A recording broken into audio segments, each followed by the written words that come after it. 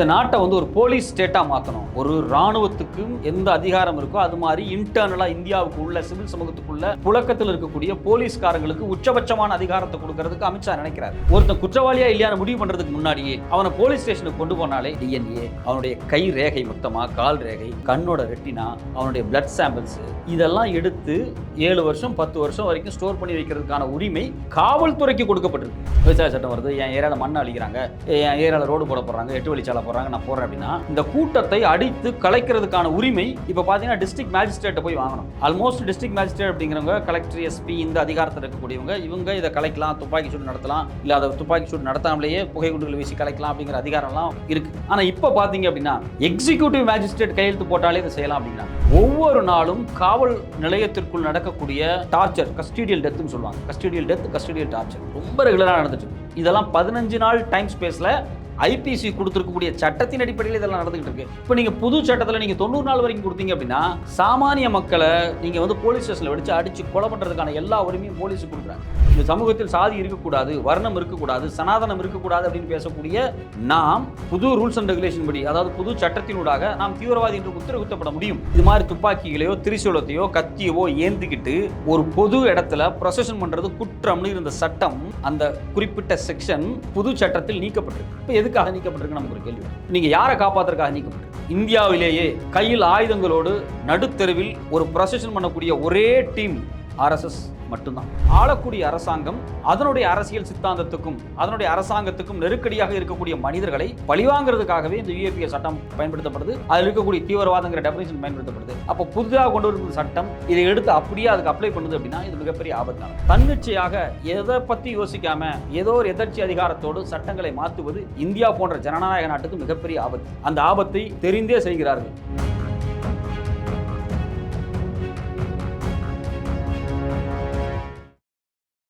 வகை தமிழ் நேயர்களுக்கு வணக்கம். நான் உங்கள் ஸ்வேதா. இன்று நம்ம நேர்காணல்ல நம்மோடு இணைந்திருக்கிறார் பத்திரிகையாளர் திரு சத்யராஜ் குப்புசாமி அவர்கள். வணக்கம் சார். வணக்கம்.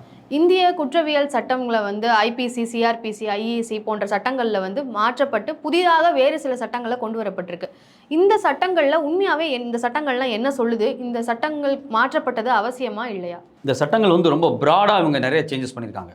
இப்போ ஆரம்பத்தில் பார்த்தீங்க அப்படின்னா எல்லாரும் என்ன சொன்னாங்க அப்படின்னா ஒரு பெரிய டிஸ்கஷனாக இருந்தது அப்படின்னா பேரை மாற்றிட்டாங்க, எல்லாமே பாரதிய சன்ஹிதா அது இதுன்னு இருக்குது அப்படின்னு சொல்லி தொடர்ச்சியாக சொன்னாங்க. பத்திரிகையில் விவாதமாக மாறிச்சு, நாடாளுமன்றத்தில் விவாதமாக மாறிச்சு. சட்டத்தினுடைய பேரை மாற்றிட்டாங்கன்னு தான் சொன்னாங்க. ஆனால் ஊரையே மாற்றிட்டாங்க. ஏன் அந்த வார்த்தை நம்ம சொல்கிறோம் அப்படின்னா சட்டத்துக்கு உள்ளே இருக்கக்கூடிய சொற்கள் நிறைய மாற்றிட்டாங்க. பல குற்றங்கள், பல விஷயங்களுக்கான டெஃபினிஷன்ஸை மொத்தமாக மாற்றிட்டாங்க. இப்போ ஃபார் எக்ஸாம்பிள் இப்போ தீவிரவாதம் அப்படின்னு சொல்லு இருக்குன்னு வச்சுங்களேன். எது தீவிரவாதம்? அதுக்கு ஒரு டெஃபினிஷன் கொடுக்கணும். அதன் அடிப்படையில் தான் கைது செய்யப்படும். சிஆர்பிசி சட்டத்தின்படி உங்களை ஒரு கைது நடவடிக்கை அப்படிங்கிறது அந்த தீவிரவாதம்ங்கிற கேட்டகரிக்குள்ளே இருக்கக்கூடிய சொல், செயல், அதை வச்சு தான் முடிவு பண்ணப்படும். இப்போ அதுக்கான ப்ராடு பர்ஸ்பெக்டிவில் அதுக்கான வார்த்தையினுடைய அர்த்தங்களை மாற்றிட்டாங்க. இப்போ நீங்கள் ஃபார் எக்ஸாம்பிள் தேச துரோகம் அப்படின்னு ஒரு வார்த்தை இருக்குது அப்படின்னா அதனுடைய டெஃபினிஷனை மாற்றுறாங்க. இப்போ போலீஸுக்கு கொடுக்கக்கூடிய அதிகாரங்கள் அதில் நிறையா மாற்றப்பட்டிருக்கு. இப்படி ஒவ்வொன்றா நிறையா மாற்றிருக்காங்க. எல்லாருமே வந்து ஏதோ பேரை மாற்றிட்டாங்க அப்படின்னு சொன்னாங்க. ஆனால் கிடையாது, உள்ளே நிறையா மாற்றிருக்காங்க. இப்போ இந்தியாவில் பார்த்தீங்க அப்படின்னா தீவிரவாத சட்டங்கள், ஒருத்தர் வந்து தீவிரவாதம் பண்ணிட்டார் அப்படிங்கிறத எதன் அடிப்படையில் அவங்க கைது பண்ணுவாங்க அப்படின்னா யுஏபிஏன்னு ஒரு சட்டம் இருக்குது, அது ஊப்பான்னு சொல்லுவாங்க. இந்த யுஏபிஏ சட்டத்தின் அடிப்படையில் தீவிரவாதம்னா என்னன்னு ஒரு சில டெஃபினிஷன்ஸ் கொடுத்துருக்காங்க.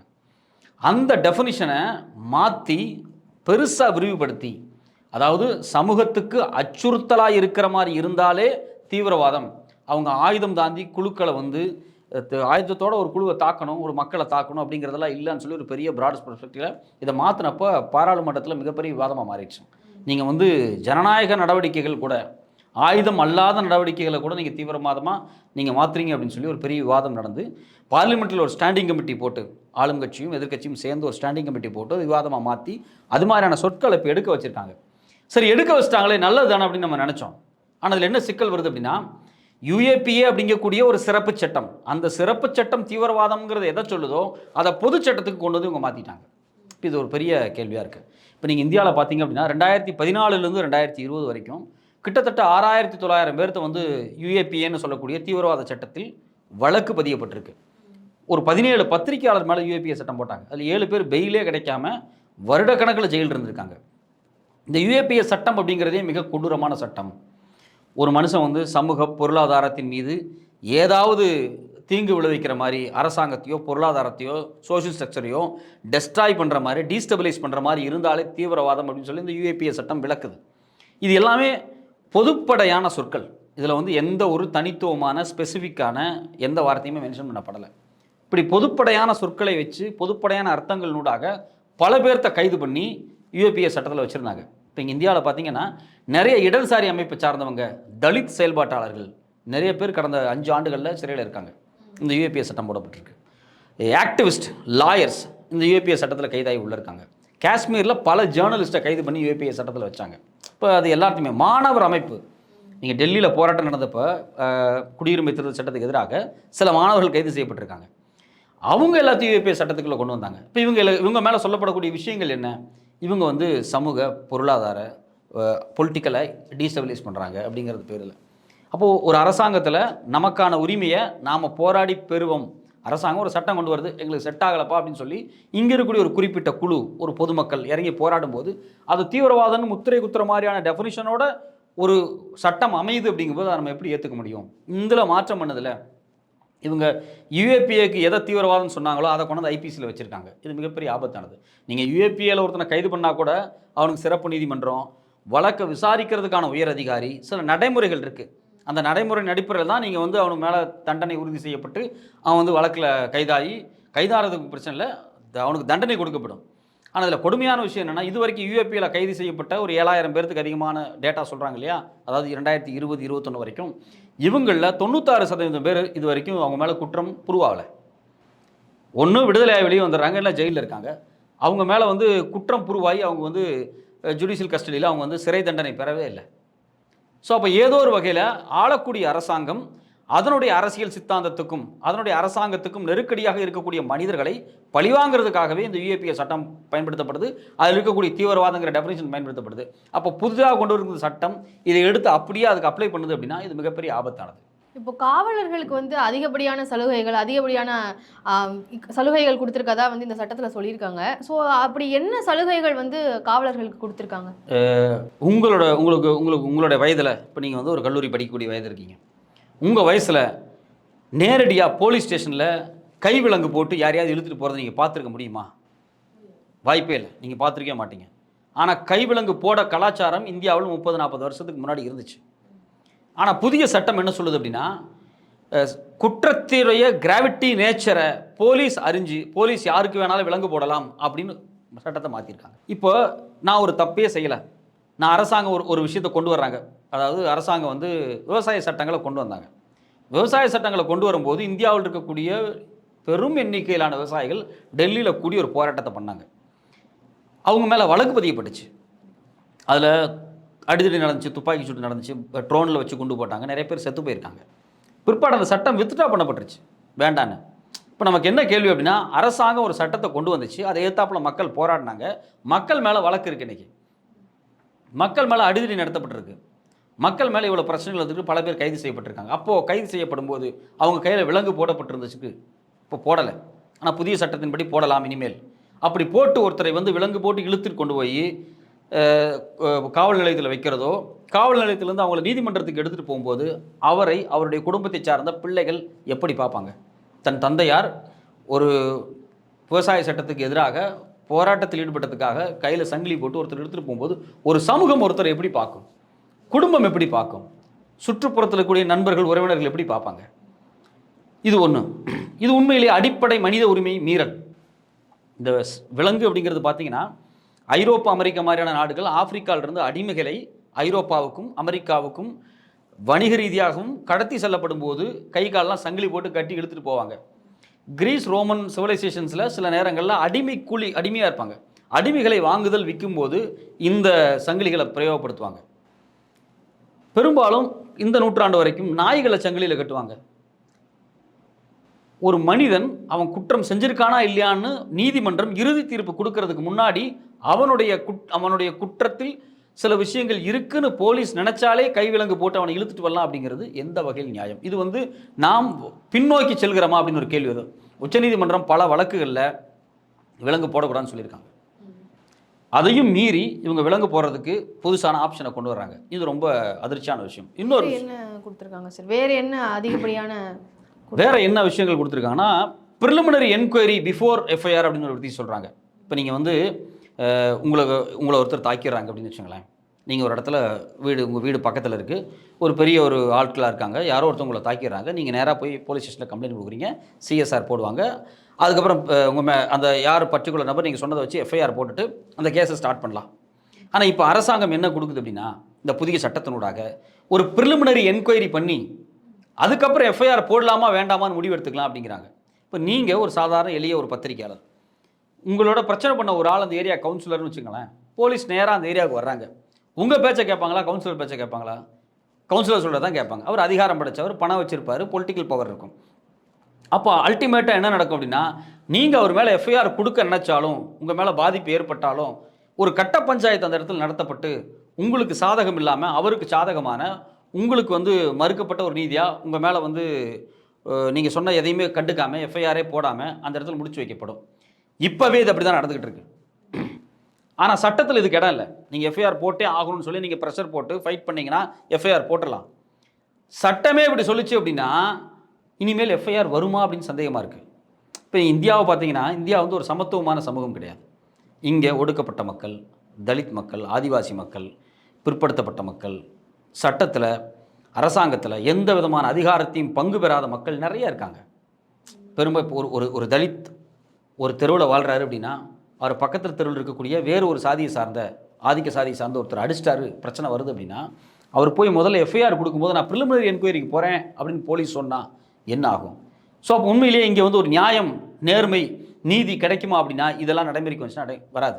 இது எல்லாத்த விட கொடுமையான விஷயம் என்ன அப்படின்னா, ஒருத்தன் குற்றவாளியாக இல்லையான முடிவு பண்ணுறதுக்கு முன்னாடியே அவனை போலீஸ் ஸ்டேஷனுக்கு கொண்டு போனாலே அவனுடைய டிஎன்ஏவை எடுத்து என்சிஆர்பிக்கு அனுப்பலாம், நேஷனல் கிரைம் பியூரோவுக்கு அனுப்பிச்சு பாதுகாக்கலாங்கிறாங்க.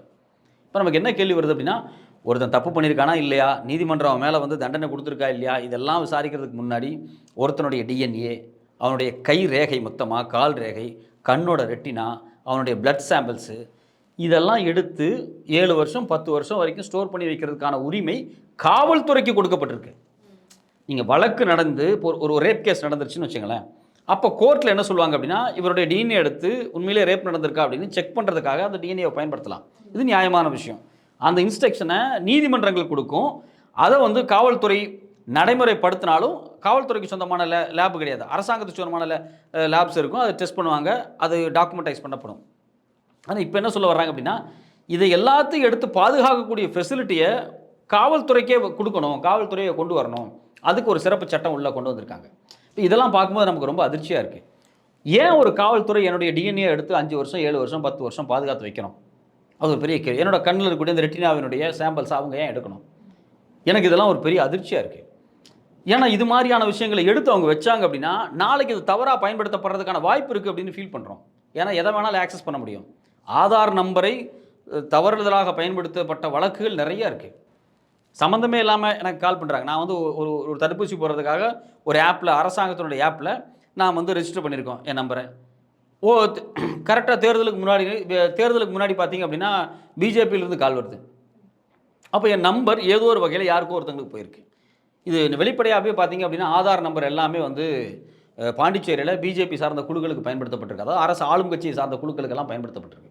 ஸோ அப்போ என்னுடைய நம்பர்ஸ், என்னுடைய டேட்டாஸை ஆக்சஸ் பண்ணக்கூடிய இடத்துல அரசாங்கம் இருக்கும்போது ஏன் என்னுடைய டிஎன்ஏவையோ, என்னுடைய கை மாதிரிகளையோ, கால் மாதிரிகளையோ, என்னுடைய கண் ரெட்டினாக்களையோ, என்னுடைய ரத்த சாம்பிள்களையோ, இது எல்லாத்தையும் அரசாங்கம் ஏதோ ஒரு தவறுதலுக்கு பயன்படுத்துச்சு அப்படின்னா நான் என்ன பண்ண முடியும்? ஒருத்தனை முடிக்கணும்னு அரசாங்கம் நினச்சிருச்சு, ஒரு கத்தியிலையோ ஒரு துப்பாக்கியிலையோ எதுலையோ ஒன்றில் இந்த கைரேகையை பதிய வைக்கணும்னு அரசு நினச்சிருச்சு அப்படின்னா இருக்கிற சாம்பிள் கைரேகை அதில் கொண்டு வர வைக்க முடியும்.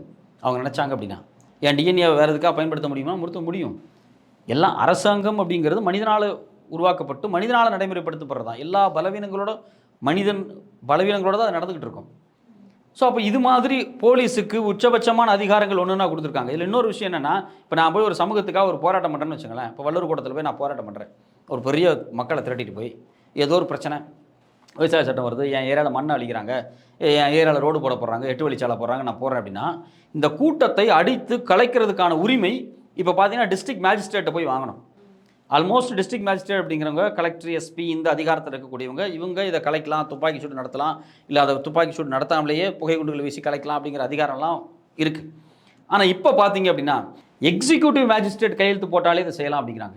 எக்ஸிக்யூட்டிவ் மேஜிஸ்ட்ரேட் அப்படிங்கிறவங்க பார்த்தீங்கன்னா சாதாரண தாசில்தார், அதுங்களுக்கு கீழே இருக்கக்கூடிய அதிகாரம் படைச்சவங்க. இது எல்லாமே நமக்கு ரொம்ப அதிர்ச்சியாக இருக்குது. இப்போ நீங்கள் தீவிரவாதம்ங்கிற விஷயத்தை யூஏபிஏவுக்கு என்ன கொடுத்துருக்காங்களோ அதை பொது சட்டத்தை கொடுத்துட்டாங்க அப்படிங்கிறோம்.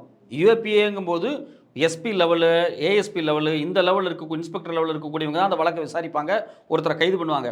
ஆனால் இது பொது சட்டத்துக்கு வந்துருச்சு அப்படின்னா சாதாரண கான்ஸ்டபிளே ஒருத்தரை தீவிரவாதங்கிற அடிப்படையில் கைது பண்ணலாம். அப்போ ஒரு போராட்டம் நடத்திட்டு இருக்கும்போது அந்த போராட்டத்தை அடித்து கலைக்க வேண்டிய உரிமை வந்து ஒரு கீழ் லெவலில் இருக்கக்கூடிய போலீஸுக்கு அதை ரெஸ்பான்சிபிளாக கொடுக்கும்போது இது எப்படி வந்து ஜனநாயகத்தில் வந்து மக்களை பாதுகாக்க முடியும்? இது எல்லாத்தோட இன்னும் கொடுமையான விஷயம் என்னென்னா, காவல்துறையில் பார்த்தீங்க அப்படின்னா ஒருத்தன் கைதாகி போகிறான் அப்படின்னா முதல்ல முதல்ல என்ன பண்ணுவாங்க, அவனை அரெஸ்ட் பண்ணி போகும்போது விசாரணை நடத்துவாங்க. இந்த தப்பு நீ பண்ணியா, என்னென்ன நடந்துச்சு, எப்போ நடந்துச்சு, ஏன் நடந்துச்சு எல்லாம் பண்ணுவாங்க. இது வந்து போலீஸ் கஸ்டடியில் நடக்கக்கூடிய ஒரு என்கொயரி. இதன் அடிப்படையில் நீதிமன்றத்துக்கு போவாங்க. இப்போ நீதிமன்றத்தில் இவர் மேலே குற்றம் புருவாகலை, ஆசிலேஷனில் இருக்கும்போது அவர் ஜுடிஷியல் கஸ்டடிக்கு அனுப்புவாங்க. அவர் வந்து புழல் சிறையில் இருப்பார், நீதிமன்றத்தில் இருப்பார். இந்த நீதிமன்றத்தில் இருக்கக்கூடிய சிறையில் இருக்கக்கூடிய ஒரு எடுத்து போலீஸ் விசாரிக்கணும் அப்படின்னா அதுக்கு ஒரு 15 days டைம் ஸ்பேஸ் தான் இருக்குது. ஆனால் இப்போ பார்த்தீங்கன்னா அதை 90 days வரைக்கும் மாற்றுறாங்க. 60 daysக்கு மேலே மாற்றிருக்காங்க, 90 daysன்னு சொல்கிறாங்க. இப்போ என்ன ஆகும் அப்படின்னா, நீங்கள் கடந்த கால 10 ஆண்டுகளுடைய இந்திய வரலாறுல இந்தியாவுடைய என்சிஆர்பி டேட்டாஸ் எடுத்து பாருங்கள்.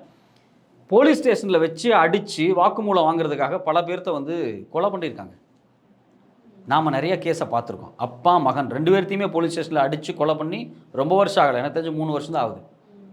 மிகப்பெரிய கொலை, இந்தியாவையே உலுக்கிய ஒரு மிகப்பெரிய கொலை நடந்திருக்கு. அது மாதிரி என்சிஆர்பி டேட்டாஸ் எடுத்து பார்த்தீங்க அப்படின்னா ஒவ்வொரு நாளும் காவல் நிலையத்திற்குள் நடக்கக்கூடிய டார்ச்சர், கஸ்டடியல் டெத்துன்னு சொல்லுவாங்க. கஸ்டடியல் டார்ச்சர், போலீஸை அடித்து துன்புறுத்தி ஒருத்தன் எழுதி வாங்குறதும் சரி, அடித்து எழுதி வாங்கும்போது அவன் செத்து போகிறதும் சரி, ரெகுலராக நடந்துக்கிட்டே இருக்குது. ரொம்ப ரெகுலராக நடந்துட்டுருக்கு. இதெல்லாம் 15 நாள் டைம் ஸ்பேஸில் ஐபிசி கொடுத்துருக்கக்கூடிய சட்டத்தின் அடிப்படையில் இதெல்லாம் நடந்துகிட்டு இருக்கு. இப்போ நீங்கள் புது சட்டத்தில் நீங்கள் 90 நாள் வரைக்கும் கொடுத்தீங்க அப்படின்னா சாமானிய மக்களை நீங்கள் வந்து போலீஸ் ஸ்டேஷனில் வச்சு அடித்து கொலை பண்ணுறதுக்கான எல்லா உரிமையும் போலீஸுக்கு கொடுக்குறாங்க. இது எங்கே போய் நிற்கும்? பெரிய கொலைகளில் போய் நிற்கும். இப்போது இது எல்லாமே வந்து அவங்க இதெல்லாமே நோட் பண்ணாமல், இதெல்லாம் ஆராய்ச்சி பண்ணாமலே வந்து காவலர்களுக்கு இந்த மாதிரியான ஒரு சலுகையை கொடுத்துருப்பாங்கன்னு நினைக்கிறீங்களா? கண்டிப்பாக இந்த நாட்டை வந்து ஒரு போலீஸ் ஸ்டேட்டாக மாற்றணும். ஒரு இராணுவத்துக்கும் எந்த அதிகாரம் இருக்கோ அது மாதிரி இன்டர்னலாக இந்தியாவுக்கு உள்ள சிவில் சமூகத்துக்குள்ள புழக்கத்தில் இருக்கக்கூடிய போலீஸ்காரங்களுக்கு உச்சபட்சமான அதிகாரத்தை கொடுக்கறதுக்கு அமித்ஷா நினைக்கிறார். அவர் கேட்டால், நான் இந்த சட்டத்தை இந்தியாவுக்கு அர்ப்பணிக்கிறோம், பிரிட்டிஷ்காரன் கொண்டு வந்த சட்டத்தை நான் நீக்கிட்டு இந்திய மக்களுக்கான இந்திய சட்டம் அப்படிங்கிறாரு. அப்போ இந்திய மக்களை அடிமைப்படுத்துறதுக்காக, இந்திய மக்களை கொத்தடிமைகளாக மாற்றுறதுக்காக, இந்திய மக்களை சிறைக்குள்ளே வச்சு அடித்து கொலை பண்ணுறதுக்காக, கஸ்டடியில் டெத்து பண்ணுறதுக்காகவே இந்த சட்டத்தெல்லாம் கொண்டு வராங்க அவங்க. அதாவது போலீஸுக்கு அதிக அதிகாரங்கள் கொடுக்கப்படும் போது அரசாங்கம் இன்னும் தீவிரமாக ரொம்ப தன் கட்டுப்பாட்டில் மக்களை வச்சுக்கலாம், ஜனநாயகமே இல்லாமல் வச்சுக்கலாம் அப்படிங்கிறாங்க. இப்போ நீங்கள் ஃபார் எக்ஸாம்பிள் புதுசாக அந்த தேச துரோகம் குறித்து டெஃபினிஷன்லாம் வரும்போது எலக்ட்ரானிக்ஸ் மீடியா குறித்து சில சட்டங்களை கொண்டு வந்திருக்காங்க. யூடியூப்பில் இப்படி பேசுகிறதே தீவிரவாதம், தேச துரோகம் அப்படிங்கிற அடிப்படையில் வழக்கு பதிவு வைக்க முடியும். இது வந்து தேச துரோகம், அது தேச துரோகம். நீங்கள் ஒரு ஃபேஸ்புக்கில் ஒரு போஸ்ட் போட்டிருக்கீங்க அப்படின்னா இது தேச துரோகம். அப்படி பார்த்தா எல்லாரையுமே எலக்ட்ரானிக் மீடியாஸ் இப்போ எல்லாத்தையும் அவங்க செய்ய மாட்டாங்க. யார் ஒருத்தவங்க இன்ஃப்ளூயன்சியராக மாறுறாங்களோ அவங்கள அரெஸ்ட் பண்ணுவாங்க. இப்போ நீங்கள் வந்து அவங்கள பொறுத்த வரைக்கும் 10 பேர் 5 பேர் டிஸ்கஸ் பண்ணுறதோ, 1000 பேர் 100 பேர் டிஸ்கஸ் பண்ணுறதெல்லாம் முக்கியம் இல்லை. இவன் ஒரு போஸ்ட் போட்டான், இவன் ஒரு வீடியோ போட்டான், இவன் இதை செஞ்சான்னா இது ஒரு முக்கியமான பிரச்சனையாக மாறுது அப்படின்னா அவனை இந்த சட்டத்தின் அடிப்படையில் தூக்கி உள்ள வச்சிடலாம். ஸோ இது எல்லாத்தையுமே தேச துரோக சட்டத்துக்கு கீழே நேரடியாக கொண்டு வந்து அதனுடைய ப்ராடாக ரொம்ப டெஃபினேஷன்ஸ் கொடுக்குறாங்க.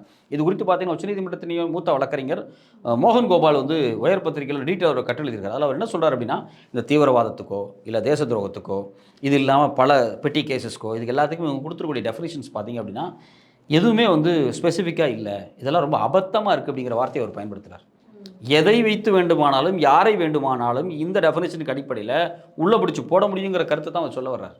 இது நீங்கள் வந்து சொல்கிற போது என்ன சொன்னீங்கன்னா சார், அரசாங்கத்துக்கு கீழே மக்கள் எல்லாரும் அப்படியே சிறைக்குள்ளே இருக்கிற மாதிரி இருக்கணும் அப்படிங்கிறதுக்காக போடப்பட்ட சட்டங்கள்னு சொன்னீங்க. ஆனால் நீங்கள் பல இடங்களில் பேசுகிறப்போ வந்து பாஜகவுக்கும் ஆர்எஸ்எஸ்க்கும் அவங்களுக்கு சாதகமாக இருந்தால் இந்த சட்டத்தை வந்து இயக்கியிருக்காங்க அப்படின்னு சொன்னீங்க. ஆனால் அரசாங்கம்ங்கிறது நாளைக்கு பாஜகவாக இருக்கலாம், காங்கிரஸாக இருக்கலாம், கட்சிகள் மாறலாம். ஆனால் நீங்கள் எப்படி இதை வந்து பாஜகவுக்கு தான் இது சாதகம்னு எப்படி இல்லை? இது பாஜகவுக்கு மட்டுமே சாதகம் கிடையாது, அரசாங்கத்திற்கு சாதகமானது. பாஜக ஆர்எஸ்எஸ்க்கு சில விஷயங்கள் சாதகமானது. இப்போ நீங்கள் எப்படி நான் சொல்கிறேன் அப்படின்னா, நீங்கள் வந்து இந்த இந்தியாவை ஒரு இந்து ராஷ்டிரமாக, ஒரு இறுக்கமான சமூகமாக, இறுக்கமாக படிநிலையாக, இறுக்கமாக வச்சிருக்கணும் அப்படிங்கிறது வந்து இந்தியா கூட்டணிக்கோ காங்கிரஸுக்கோ கிடையாது. அவங்கள்ட்ட எப்பவுமே ஒரு லிபரல் திங்கிங் இருக்கும். ஆனால் லிபரல் திங்கிங் இல்லாமல் கன்சர்வேட்டிவ் திங்கிங் யார்கிட்ட இருக்கும் அப்படின்னா பிஜேபிகிட்ட இருக்கும். நீங்கள் அதனால தான் பார்த்தீங்கன்னா கடந்த கால வரலாறுகளை எடுத்து வச்சு ஒரு சமூகம் இப்படி தான் இருக்கணும், ஒரு பெண் இப்படி தான் இருக்கணும், ஒரு தலித்னா இப்படி தான் இருக்கணும், ஒரு சூத்ரன்னா இப்படி தான் இருக்கணும், இந்த பழைய கன்சர்வேட்டிவ் இந்தியன் ட்ரெடிஷனில் இருக்கக்கூடிய பழைய கன்சர்வேட்டிவ் செட்டப் யாருக்கு கட்சியினுடைய பாலிசியாக இருக்குது அப்படின்னா பிஜேபிக்கு தான் இருக்கே தவிர இந்தியா அலையன்ஸுக்கோ காங்கிரஸுக்கோ கிடையாது. இந்தியா அலையன்ஸோ காங்கிரஸோ தே ஆர் மோர் லிபரல். அது வந்து சாவர்கருக்கும் காந்திக்குமான வேறுபாடு என்ன, சாவர்கருக்கும் நேருவுக்குமான வேறுபாடு என்ன, அதுலேருந்து நம்ம புரிஞ்சுக்கலாம். ஒரு கத்தி தான், ஆனால் யார் கையில் போக போகுது அப்படிங்கிறது தான் இங்கே பிரச்சனை. ஸோ அந்த அடிப்படையில் பார்த்தீங்கன்னா பிஜேபிக்கு ஒரு பெரிய சித்தாந்த பலம் இருக்குது. அந்த சித்தாந்த பலம் மனித குலத்திற்கு நேர் விரோதமானது, ஜனநாயகத்துக்கு நேர் விரோதமானது. அதனால் இந்த கத்தியை இவர்கள் இதுக்காக தான் பயன்படுத்துவாங்க அப்படிங்கிறதுல தான் நம்ம சொல்ல வரோம். இது மட்டும் இல்லாமல் ஆர்எஸ்எஸ்க்கு ஸ்பெசிஃபிக்காக சில விஷயங்கள் பொருந்துற மாதிரி இருக்கும். எது அப்படின்னு பார்த்தீங்கன்னா கடந்த 2005ஆம் ஆண்டு ஒரு சட்டம், ஒரு அமெண்ட்மெண்ட்ஸ் கொண்டு வராங்க காங்கிரஸ். அப்போ என்னென்னா 153AA நினைக்கிறேன் அந்த சட்டம். பொது இடங்களில் ஆயுதங்களை ஏந்தி கொண்டு ப்ரொசஷன் பண்ணுறது, அதாவது அப்படியே தெருவில் நடந்து ஊர்வலமாக போகிறது, பொது இடங்களில் பயிற்சி எடுப்பது, மாஸ் கேதரிங்கில் ஆயுதங்களை பயன்படுத்தி பயிற்சி எடுக்கிறது, இதெல்லாம் தடை அப்படின்னு சொல்லி இதெல்லாம் தடை தான். ஆனால் அதையும் மீறி தான் கடந்த 18-20 வருஷங்களாக ஆர்எஸ்எஸ், விஹெச்பி, பஜ்ரங் தள் இது மாதிரியான அமைப்புகள் ஆயுத பயிற்சிகள் எடுக்கிறாங்க. நீங்கள் சிம்பிளாக போய் கூகுளில் உட்காந்து ஆர்எஸ்எஸ் அல்லது இந்துத்துவா கேம்பில் நடக்கக்கூடிய வெப்பன் ப்ராக்டிசஸ் அப்படின்னு உள்ள ட்ரைனிங்னு போட்டு பாருங்கள், ட்ரைனிங் கேம்ப்ஸ்னு போட்டு பாருங்கள், உங்களுக்கு 100 ஃபோட்டோ கிடைக்கும். இது எல்லாமே அவங்க அஃபீஷியலாக வெளியே விடுறதான், நாம் ஒன்றும் போய் சொல்லலை. அப்போ ஆர்எஸ்எஸ் துப்பாக்கி பயிற்சி எடுத்துக்கிட்டு இருக்காங்க. இந்துத்துவா சக்திகளாக இருக்கக்கூடிய விஹெச்பியோ பஜ்ரங் தளோ துப்பாக்கி பயிற்சி எடுக்கிறாங்க. இந்த துப்பாக்கி பயிற்சி எடுக்கிறது சட்டப்படி குற்றம்.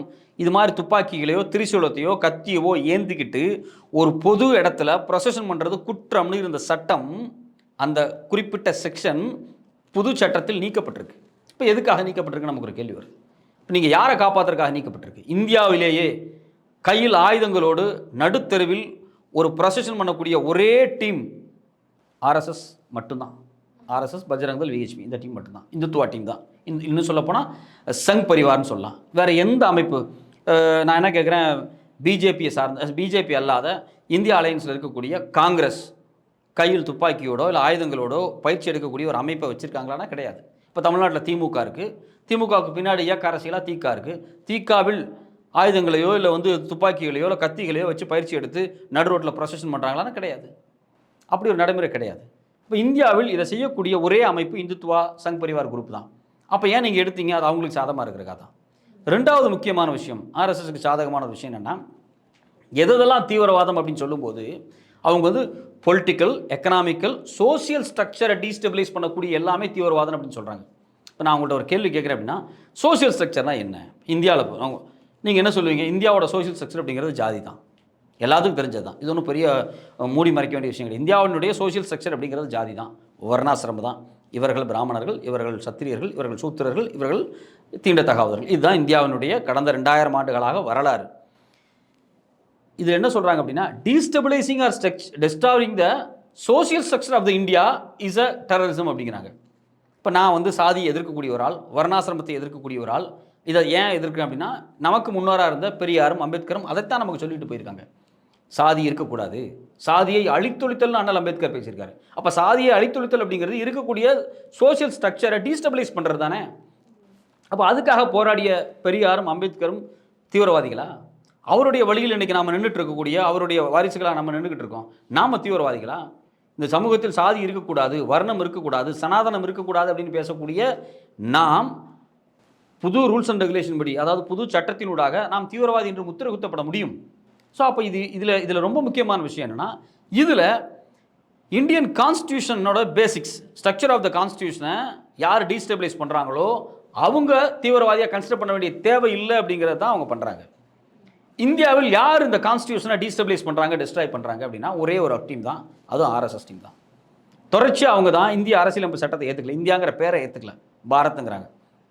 இந்தியாவுடைய அரசியலமைப்பு சட்டத்தை ஏற்றுக்கல. ஏன் ஏற்றுக்கலன்னா, அவங்களுடைய முன்னோராக இருக்கக்கூடிய முன்னாள் ஆர்எஸ்எஸ் தலைவர் கோல்வார்கர் ஞான கங்கைன்னு ஒரு புத்தகம் எழுதியிருக்காரு. அந்த புத்தகத்தில் அவர் வந்து இந்தியாவுக்கு வேற ஒரு கான்ஸ்டியூஷன் அவர் வந்து ப்ரிஸ்கிரைப் பண்ணுறாரு.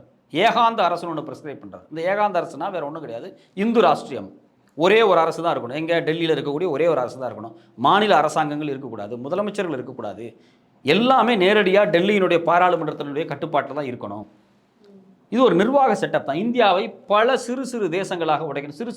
தேசங்கள் கிடையாது, சிறு சிறு அமைப்புகளாக உடைக்கணும். ஒரு 100 200 ஜனப்பதங்களாக உடைக்கணும் அப்படிங்கிறாங்க. ஜனப்பதம்ங்கிற வார்த்தை வேதத்தில் இருக்கக்கூடிய வார்த்தை. அதை தான் வந்து கோல்வால்கர் பயன்படுத்துகிறார். இந்தியா இப்போ தமிழ்நாடு இருக்குன்னு வச்சுக்கல, தமிழ்நாடு எதுக்கு ஒன்றா இருக்குது? 10 உடை, ஆந்திரா ஒரு 10 உடை, எல்லாத்தையும் உடைச்சி இந்தியா முழுக்க ஒரு 100 150 200 செட்டப் வச்சுருங்க. எல்லாமே ஜனப்பதங்கள். அதுக்கு ஒரு தலைவரை மட்டும் போடுங்க. அவர் டைரெக்டாக தேர்தல் நின்று ஜெயிப்பார், டெல்லியில் அட்ரஸ் பண்ணுவார். இப்போ எதுக்காக இது நடக்குதுன்னா, மாநிலத்துக்கான உரிமை, மாநில மொழிகளுக்கான உரிமை, மாநிலத்தில் இருக்கக்கூடிய கலாச்சார பண்பாட்டுக்கான உரிமை, மாநிலத்தினுடைய தனித்துவம், இது எல்லாத்தையும் ஒன்றும் இல்லாமல் சுக்குநூறாக உடைக்கிறதுக்கான வேலையை தான் ஏகாந்த அரசுன்னு கோல்வால்கர் சொல்கிறாரு. செய்யணும்னா நீ கான்ஸ்டியூஷனை உடைக்கணும், கான்ஸ்டியூஷனுடைய அடிப்படையை உடைக்கணும். மாற்றுறதுங்கிறது வேறு, அடிப்படையை உடைக்கிறதுங்கிறது வேறு. இப்போ இந்த அடிப்படையை உடைக்கக்கூடியதை தீவிரவாதம்னு ஏன் நீங்கள் சொல்லலை? கான்ஸ்டியூஷனை உடைக்கிறது சமூக ஸ்ட்ரக்சரை உடைக்கிறத விட மோசமானது தான். ஏன்னா இந்த சமூக ஸ்ட்ரக்சரையே மாற்றணும், ஜனநாயகப்படுத்தணும் தான் ஆனால் அம்பேத்கர் எழுதிட்டு போயிருக்காரு. அதை நீங்கள் கான்ஸ்டியூஷனை உடைக்கிறத நீங்கள் தீவிரவாதமாக கன்சிடர் பண்ண மாட்டேங்கிறீங்கன்னா, யார் இந்தியாவில் கான்ஸ்டியூஷனை உடைக்கிறதுல ரொம்ப முனைப்பாக இருக்காங்கன்னா, இந்துத்துவ சக்திகள் தான், பிஜேபி தான், ஆர்எஸ்எஸ் தான். ஸோ அப்போ அந்த வார்த்தையை அவங்களுக்கு ஏற்ற மாதிரி இல்லாமல் பண்ணிட்டு போயிட்டாங்க. இது எல்லாத்த விட முக்கியமான விஷயம், லிஞ்சிங் அப்படிங்கிற ஒரு வார்த்தை ரொம்ப ஃபேமஸாக 10 வருஷமாக இருக்குது. கும்பல் கொலைகள் அப்படின்னு லிஞ்சிங் சொல்லுவாங்க இங்கிலீஷில். நான் இந்த லிஞ்சிங்கிற வார்த்தையை கடந்த 5 ஆண்டுகளாக தான் நான் பத்திரிகையில் பார்க்குறேன். லிஞ்சிங் அப்படிங்கிறது என்னென்னா, ஒரு குழு இன்னொரு குழுவை அவர் இந்த குழுவாக இருப்பதாலேயே தாக்குறது. இப்படி தாக்குவதற்கு மரண தண்டனை கொடுக்கலாம் அப்படின்னு சொல்லி புது சட்டத்தில் கொண்டு வந்திருக்கு. நான் பார்க்கும்போது ரொம்ப சந்தோஷப்பட்டேன். அப்பாடா, லிஞ்சிங்கினூடாக நடக்கக்கூடிய கொலைகளுக்கு எவ்வளோ பெரிய தண்டனை வேணாலும் கொடுக்கலாம்னு சொல்கிறாங்க, சந்தோஷமாக இருக்குன்னு சொல்லி அந்த டெஃபினிஷனை படித்து பார்த்தீங்கன்னு வச்சுங்களேன். அதில் இன்னொருத்தன் தாக்கும்போது அந்த லிஞ்சிங்கிறதுக்கு என்னென்னலாம் டெஃபினிஷன் கொடுக்கும்போது, அவன் ஒரு மொழியால், இப்போ இந்த மொழிக்கார அந்த மொழிக்கார அடிக்கலாம், இந்த ஜாதிக்கார அந்த ஜாதிக்காரன், இந்த இனத்துக்காரன் அந்த இனத்துக்காரன், இந்த நம்பிக்கை கொண்டவன் அந்த நம்பிக்கை கொண்டவன் தான் சொல்லியிருக்காங்களே தவிர ரிலிஜன்கிற வார்த்தையை எந்த இடத்துலையுமே பயன்படுத்தலை. ஆனால் கடந்த 5 வருஷமாக இந்த லிஞ்சிங்கிற வார்த்தையை நான் எதனூடாக கற்றுக்கிறேன் அப்படின்னா, ஒரு இஸ்லாமியனை தொடர்ச்சியாக கொலை பண்ணுவது, அடிக்கிறது, அவனை காயப்படுத்துறது, திட்டுறது, இதனூடாகத்தான் இந்த வார்த்தையை நான் வந்து அறிகிறேன் ஒரு பத்திரிகையாளராக. ஏன்னா அதனூடாக தான் அந்த வார்த்தை இந்தியா முழுக்க வந்து பரவலாக்கப்படுது. குறிப்பாக ஒரு இஸ்லாமியன் மாட்டுக்கறி வச்சுருந்தான், அவன் மாட்டுக்கறி சாப்பிட்டான், அவன் வீட்டில் ஃப்ரிட்ஜில் மாட்டுக்கறி இருந்துச்சு. ஸோ இதை மையமாக வச்சு தான் இந்த லிஞ்சிங்கிற வார்த்தையை இந்தியா முழுக்க பரவலாகுது. ஏன்னா முஸ்லீம்களை தான் தொடர்ச்சியாக கும்பல் கொலைகளுக்கு ஆட்படுத்திக்கிட்டே இருக்காங்க இந்துத்துவ சக்திகள். அவங்கள அடிக்கிறாங்க, அவங்கள கொலை பண்ணுறாங்க, மரத்தில் கட்டி போட்டு அவங்கள ரொம்ப அசிங்கமாக மானபங்கப்படுத்துகிறாங்க, அவங்களுடைய வீடுகளை இடிக்கிறாங்க. சமீபத்தில் பார்த்தீங்கன்னா ஒரு 15 நாளைக்கு முன்னாடி மத்திய பிரதேசத்தில் 11 வீடுகள் மாட்டுக்கறி வச்சிருந்ததுக்காக புல்டோசர் வச்சு இடிக்கப்பட்டிருக்கு. இது அரசாங்கமே செய்யுது. அப்போ அரசாங்கத்தினுடைய கையாளாக இருக்கக்கூடிய இந்துத்துவ சக்திகள் இந்த லிஞ்சிங் கும்பல் கொலைகளை தொடர்ச்சியாக செஞ்சுக்கிட்டு இருக்காங்க. எதன் அடிப்படையில்? மதத்தின் அடிப்படையில் செஞ்சுக்கிட்டு இருக்காங்க. இப்போ நான் வந்து வேறொரு மொழிக்காரனை போய் அடிக்கிறேன் அப்படின்னா, லிஞ்சிங்கின் அடிப்படை, அவர் இறந்துட்டார் அப்படின்னா லிஞ்சிங்கின் அடிப்படையில், அந்த சிறப்பு சட்டத்தின் அடிப்படையில் நான் வந்து ஒரு கொலை குற்றவாளியாக லிஞ்சிங் சட்டத்தில் போடலாம்.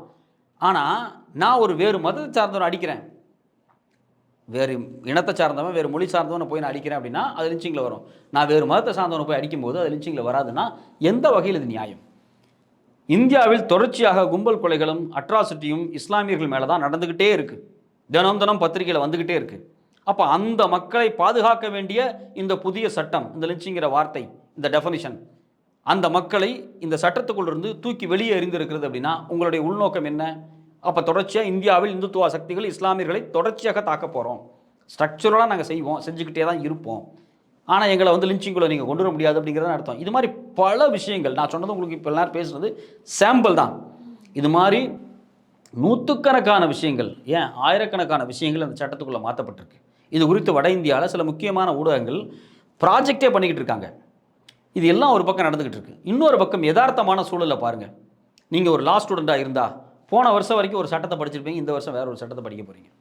நீங்கள் ஒரு வக்கீலாக இருந்தால் போன வருஷம் வரைக்கும் ஒரு குற்றத்துக்கும் சிஆர்பிசியும் மாற்றிருக்காங்க, ஒரு குற்றத்துக்கும் குற்ற நடைமுறைக்கும் போன ஆண்டு நடந்த வழக்குக்கு நீங்கள் வேற ஒன்று ஃபாலோ பண்ணணும். இந்த ஜூன் மாதத்துக்கு பிறகு நடந்திருக்கக்கூடிய, ஜூலை 1ஆம் தேதிக்கு பிறகு நடந்திருக்கக்கூடிய குற்றங்களுக்கு வேற ஒரு வழக்கை நீங்கள் ஃபாலோ பண்ணணும். இந்தியாவில் 3.5 கோடி வழக்குகள் பெண்டிங்கில் இருக்குது, பழைய வழக்குகள். அந்த 3.5 கோடியுமே பழைய ஐபிசி சிஆர்பிசி இந்தியன் டிவிடன்ஸை பயன்படுத்தி நீங்கள் வந்து வழக்கு நடத்தி ஆகணும். அப்போ ஜூலை 1ஆம் தேதிக்கு பிறகு வரக்கூடிய வழக்குகள் எல்லாத்தையும் வேற ஒரு சட்ட நடைமுறை அடிப்படையில் நீங்கள் நடத்தணும். பைத்தியக்காரன் ஆயிர மாட்டான் ஒரு லாயரு, இல்லை ஒரு ஜட்ஜி என்ன ஆவான், இல்லை ஒரு சட்டம் படிக்கக்கூடிய மாணவன் என்ன ஆவான். போன வருஷம் படித்தேன்னு இந்த வருஷம் படித்தேன், சரி ஓகே ரைட், இந்த வருஷம் அவன் முடிச்சிட்டான்னு வச்சுங்களேன், 4 வருஷம் சட்ட படிப்பு முடிச்சிட்டான், இப்போ போய் கோர்ட்டில் உட்காரும்போது வேறு சட்டம், அவன் என்ன தான் பண்ணுவான்? அப்போ 4 வருஷம் படித்தது வேஸ்ட்டா? அப்போ அவனை எப்படி எக்யூப் பண்ணிக்கிறது? இதுக்கு அரசாங்கம் என்ன பண்ண போகுது? எந்த திட்டமே கிடையாது. ஏற்கனவே இருக்கிற சட்டம் இதுப்பா, மாற்றிருக்க சட்டம் இது, இந்த ரெண்டுக்கு இடையில என்ன சேஞ்சஸ் ஆனச்சோ அதை ஏன் இது வரைக்கும் இவங்க வெளியிட மாட்டேங்கிறாங்க? அதை கண்டு ஏன் பயப்படுறாங்க? நீ எக்ஸாக்டாக வெளியிடு. எனக்கு என்ன தலையெழுத்தா? நான் உட்காந்து இதையும் படித்து அதையும் படித்து என்ன டிஃப்ரென்ஸ் இருக்குன்னு எல்லாத்தையும் கோட் பண்ணி அதை நடைமுறைக்கு வரும்போது எனக்கு 1000 சிக்கல். நீ மாற்றிருக்குன்னு சொல்கிறேன், மாற்றினதை மட்டும் வெளியே சொல்லு. பழசு இது புதுசு இது, இங்கெங்கே இதெல்லாம் மாற்றிருக்கேன், தனி மேனுவல் கொடு. மாற்றப்பட்ட சட்டம் நீ முழு தொகுப்பை கொடுக்குற, அதில் நீ என்னென்ன மாற்றிருக்குன்னு எனக்கு தெரியல, மாற்றினதை மட்டும் தனியாக கொடுறான்னு கொடுக்க மாட்டேங்கிறான். அதை கொடுத்தா தானே ஒரு லா படித்த ஸ்டூடெண்ட் அதை சேஞ்சஸ் பண்ண முடியும், அவனை அப்டேட் பண்ணிக்க முடியும், ஒரு வக்கீல் அவங்கள அப்டேட் பண்ணிக்க முடியும், ஒரு ஜட்ஜை அப்டேட் பண்ணிக்க முடியும். எவ்வளோ பஞ்சாயத்துகள் இருக்குது. இது ஒரு பெரிய நாடு. நீங்கள் பாட்டுக்கு உட்காந்து ஒரு 10-15 பேர் ஒன்றா சேர்ந்துக்கிட்டு நாங்கள் பாட்டுக்கு வந்து சட்டத்தை மாற்றிட்டோன்னு சொல்கிறீங்க. இந்தியாவில் அரசியலமைப்பு சட்டம் எழுதப்பட்டது 4 ஆண்டுகளை உட்காந்து பெரிய விவாதங்கள் நடத்தி ஒவ்வொரு சொற்களுக்குமான பெரும் விவாதம் நடந்திருக்கு. பாரத் ஷால் பி இந்தியா, அந்த பாரத்துங்கிற வார்த்தைக்கு பார்த்தீங்கன்னா பல நாள் மாதக்கணக்காக உட்காந்து பாராளுமன்றத்தில், அன்னைக்கு பாராளுமன்றம் கிடையாது, கான்ஸ்டியூஷன் அசம்பிளி, பெரிய சண்டை நடந்திருக்கு, பெரிய விவாதம் நடந்திருக்கு, ஜனநாயகமான உரையாடல் நடந்திருக்கு. நீங்கள் மாற்ற போகிறீங்க 3 சட்டத்தை, முக்கியமான சட்டம். உட்காருங்க எல்லாரும், ஒவ்வொரு மாநிலத்திலும் சட்ட அமைச்சர் இருக்கான், எல்லாரும் டெல்லிக்கு வருவான், எல்லா மாநிலத்தினுடைய சட்ட அமைச்சரும் டெல்லிக்கு வரட்டும், மாதக்கணக்கில் டிஸ்கஸ் பண்ணுங்கள், 3 மாதம் டிஸ்கஸ் பண்ணுங்கள், 5 மாதம் டிஸ்கஸ் பண்ணுங்கள், ஒரு புது குழு அப்பாயின் பண்ணுங்கள், மாநில சார்பாக லாயர்ஸ் வரட்டும், ஜட்ஜு வரட்டும், எல்லாரும் உட்காருங்க, 3 மாதம் 4 மாதம் 6 மாதம் 1 வருஷம் டிஸ்கஸ் பண்ணுங்கள், அதுக்கு பிறகு கொண்டு வாங்க. தன்னிச்சையாக எதை பற்றி யோசிக்காமல் ஏதோ ஒரு எதர்ச்சி அதிகாரத்தோடு சட்டங்களை மாற்றுவது இந்தியா போன்ற ஜனநாயக நாட்டுக்கு மிகப்பெரிய ஆபத்து. அந்த ஆபத்தை இவர்கள் செய்கிறார்கள், தெரிந்தே செய்கிறார்கள். புதிதாக மாற்றப்பட்ட சட்டத்தை பற்றி பல தகவல்களை கொடுத்தீங்க. ரொம்ப நன்றி சார். நன்றிம்மா.